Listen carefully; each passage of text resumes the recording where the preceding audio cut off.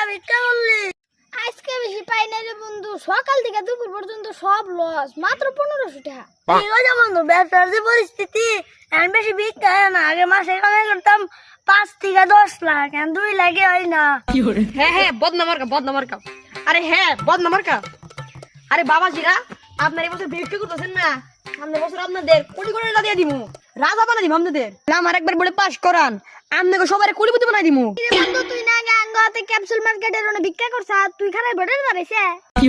আরে বেটা, এখনকার সেদিন আছে রে, রাজনীতি কইরে কোটি কোটি টাকা কামাইছি, আর ফকির গছ থেকে তো আমি চান্দা নিছি। বন্ধু, তুই 20 টাকা কামাইছে, তুই তো কাম করে লাইছ রে। তো কিছু কর না কোনা, তোরা খালি বদনামার্কায় ভোট দিবি, তবে পায়খানা বদনার অভাব না।